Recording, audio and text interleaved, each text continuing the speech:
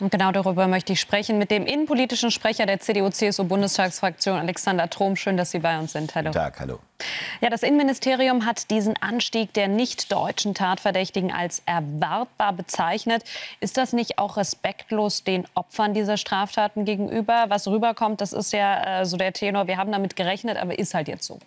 Ja, die Erkenntnis ist nicht neu. Neu ist eher, dass das Bundesinnenministerium das jetzt so lapidar begründet und dahin sagt, die Erkenntnis, dass im Zusammenhang mit Flucht und illegaler Migration auch Straftaten, Kriminalität zunimmt, die ist schon lange da. Sie wurde nur bisher, insbesondere von der noch amtierenden Bundesregierung, immer gerechtfertigt und entschuldigt. Und das darf nicht sein, weil es gibt keine Rechtfertigung für Kriminalität oder gar Gewalttaten. Nach den islamistischen Terroranschlägen unter anderem hat ja Ihr Parteivorsitzender Friedrich Merz die große Migrationswende angekündigt. Welche Inhalte im Koalitionsvertrag wirken denn jetzt dieser besorgniserregenden Entwicklung dieser Straftaten auch durch Nicht-Deutsche entgegen? Also was haben Sie beschlossen, mit der SPD beschlossen, dass sowas jetzt verhindert? Wir haben beschlossen, und das steht so im Koalitionsvertrag, dass wir eine andere und konsequentere Migrationspolitik machen. Das beginnt zunächst damit, dass wir die Zahlen der illegalen Migration deutlich reduzieren müssen. Deswegen beispielsweise auch die Zurückweisung auch von Personen, die ein Asylgesuch stellen, an den Grenzen, um die Zahlen deutlich zu reduzieren und damit eben auch ein Stück weit die Fallzahlen hier in Deutschland. Und zweitens, wir werden viel konsequenter, insbesondere gegenüber Straftätern, vorgehen. Wir schaffen ein neues Rechtsinstitut, die sogenannte Regelausweisung.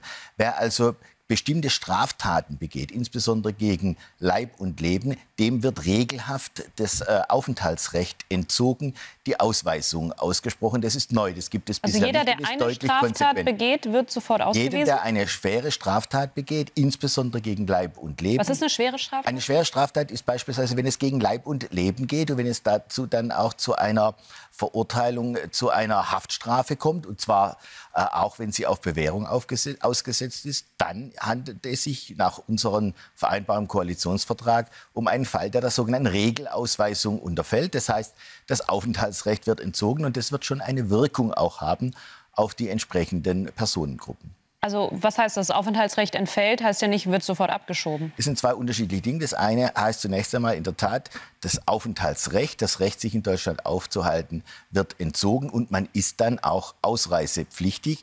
Die Abschiebung ist dann der Vollzug der Ausreisepflicht, wenn die Person nicht freiwillig das Land verlässt. Und deswegen haben wir auch noch ein zweites Institut im Koalitionsvertrag, das wir schaffen wollen, den sogenannten Ausreisearrest. Wer dann wiederum eine besonders schwere Straftat begangen hat, der geht so lange, und dem das Aufenthaltsrecht entzogen wurde, der geht so lange in Ausreisearrest, bis er entweder freiwillig ausreist oder aber die Abschiebung gelingt. Die größte Gruppe unter diesen nicht-deutschen Tatverdächtigen machen immer noch die Syrer aus.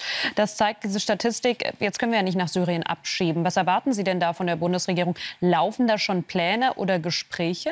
Auch hier haben wir andere Vorsätze. Im Koalitionsvertrag steht, dass wir auch nach Syrien und Afghanistan abschieben wollen und auch wiederum öfters und mehr, als das jetzt bisher überhaupt der Fall sein kann. Das war ein Flug nur? Es war ein Flug nach Afghanistan, Syrien bisher gar nicht. Wir haben die klare Verabredung zwischen den Koalitionspartnern, dass wir nach Syrien und Afghanistan abschieben werden und beginnend mit den Straftätern. Das hat auch eine präventive Wirkung. Denn wenn ich weiß, dass in mein Heimatland nicht abgeschoben wird, dann verhalte ich mich vielleicht etwas anders. Wir wollen, dass in Zukunft auch in diese beiden Länder deutlich mehr abgeschoben wird. Herr Trom, Sie haben jetzt ganz oft gesagt, wir wollen das. Und wenn man sich den Koalitionsvertrag durchliest, dann liest sich da vieles wie eine Absichtserklärung, zumindest auch für viele Wählerinnen und Wähler.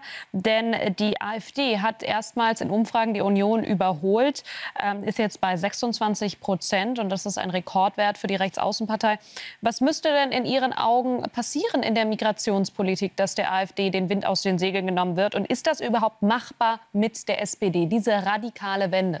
Nochmal, wir haben es im Koalitionsvertrag vereinbart. Da ist viel Wollen drin. Ja, natürlich. Wir sind ja momentan in dieser Zwischenphase, bis die Regierung sich endgültig bildet, aller Voraussicht nach am 6. Mai mit der Kanzlerwahl. Und dann müssen wir ins Handeln kommen, ins Umsetzen kommen. Ich sage immer, wir müssen liefern, sonst sind wir geliefert. Und das wollen wir auch ganz kurzfristig, schon bis zur Sommerpause, wollen wir ganz klare Zeichen setzen, Maßnahmen ergreifen, dass wir das, was im Koalitionsvertrag steht, auch tatsächlich umsetzen werden. Und das ist, glaube ich, das beste Mittel, um wieder Vertrauen zurückzugewinnen. Und könnte man das zum Beispiel erreichen oder erwarten von einem Innenminister namens Alexander Dobrindt?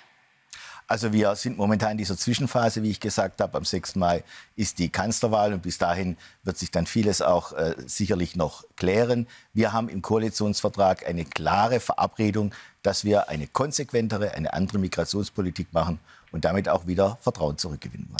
Herr Trom, vielen Dank für dieses Gespräch. Ich danke Ihnen.